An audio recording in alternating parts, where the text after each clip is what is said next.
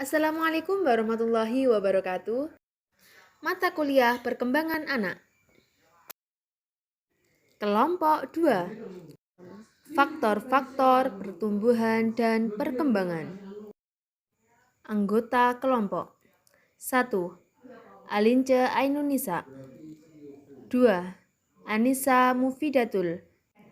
3. Sela Nur Azizah. 4. Zahra Ulu Ailia.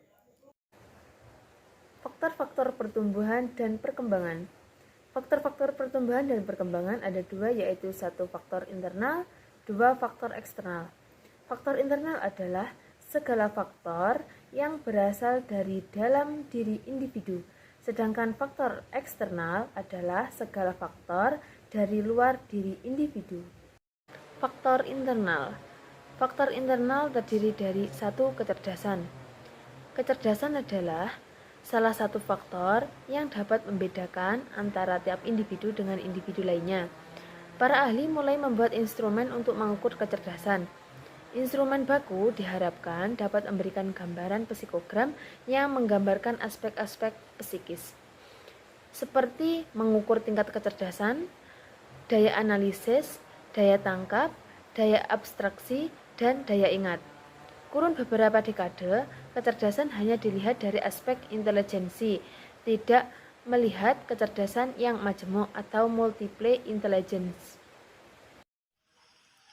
Pada tahun 1993, pengertian kecerdasan mengalami pergeseran menurut Gardner dengan teorinya multiple intelligences membagi kecerdasan menjadi 9, yaitu kecerdasan verbal linguistik, kecerdasan logis matematis, kecerdasan visual spasial, kecerdasan musikal, kecerdasan kinestetik, kecerdasan interpersonal, kecerdasan naturalistik, kecerdasan interpersonal, dan kecerdasan eksistensial.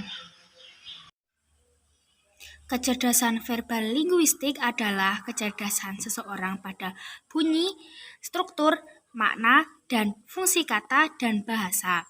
Kecerdasan logis matematis adalah kecerdasan yang ditandai dengan kemampuan mencerna pola-pola logis, numerik, dan cenderung menyukai hitung-menghitung, bermain skim ruang, suka melukis, membuat sketsa, yang membuat mereka berkesan kreatif dan mempunyai banyak ide. Kecerdasan visual spasial adalah kecerdasan seseorang yang terletak pada kemampuan berpikir dan memahami imajinasi dalam bentuk visual yang melibatkan warna, garis, bentuk, ruang, dan sebagainya. Kecerdasan musikal. Kecerdasan musikal adalah kemampuan menciptakan, mengekspresi irama dan nada, menyukai mengarang melodi, bernyanyi kecil, mengenal, memakai alat musik. Kecerdasan kinestetik. Kecerdasan kinestetik adalah kemahiran mengolah objek. Seseorang yang memiliki kecerdasan ini mengekspresikan keterampilan motorik tangan, mata, motorik kasar atau halus, dan dapat menghasilkan gerakan anggun. Kecerdasan interpersonal adalah kemampuan mencerna dan merespon secara tepat suasana hati, temperamen, motivasi, berempati, berteman, menyelesaikan dan menjadi mediator dan menghormati pendapat orang lain. Kecerdasan naturalistik yaitu kecerdasan yang menyukai spesies, menyukai fauna, flora, melihat dalam bentuk detail. Anak yang menyukai hal ini cenderung tidak takut serangga dan senang menyelusuri sungai. Kecerdasan intrapersonal yaitu kemampuan memahami perasaan sendiri, kemampuan yang membedakan emosi, dan kekuatan atau kelemahan diri sendiri. Kecerdasan eksistensial adalah kemampuan berpikir yang hakiki, memperhatikan kehakikat dari kehidupan dari inti permasalahan. 2. Bakat khusus. Pada hakikatnya, setiap orang mempunyai bakat tertentu. Semisal, dua anak bisa sama-sama mempunyai bakat menggambar, dapat dipastikan antara anak yang satu dengan lainnya memiliki perbedaan masing-masing. Bahkan, saudara kandung pun dalam satu keluarga bisa menyukai bakat yang berbeda. Keterkaitan kecerdasan, bakat, prestasi. Bakat adalah salah satu indikator yang memungkinkan seseorang untuk mencapai prestasi dalam bidang tertentu. Untuk mengoptimalkannya, diperlukan latihan, pengetahuan, pengalaman, dan dorongan juga motivasi internal maupun eksternal agar bakat itu dapat mencapai titik optimal. Dalam kehidupan sering tampak bahwa seseorang yang bakat olahraga, umumnya prestasi mata pelajaran lainnya juga baik, namun bisa juga sebaliknya. Keunggulan dalam salah satu bidang, apakah bidang sastra, matematika, atau seni merupakan hasil interaksi dari bakat yang dibawa sejak lahir dan faktor lingkungan yang menunjang, termasuk minat dan dorongan pribadi. Anak yang cerdas belum tentu prestasinya mencerminkan kecerdasannya. Memasuki faktor eksternal pertumbuhan dan perkembangan. Yang pertama yaitu keluarga. Keluarga merupakan tempat pertama anak mendapatkan kasih sayang, pola asuh, perlindungan, serta tempat pertama anak untuk mempelajari segala hal. Pertumbuhan dan perkembangan anak dipengaruhi oleh peran keluarga seperti ayah, ibu, dan anggota keluarga lainnya. Dalam kehidupan seorang anak, orang tua menjadi guru pertama yang melihat perkembangan anak dari tahap ke tahap secara langsung.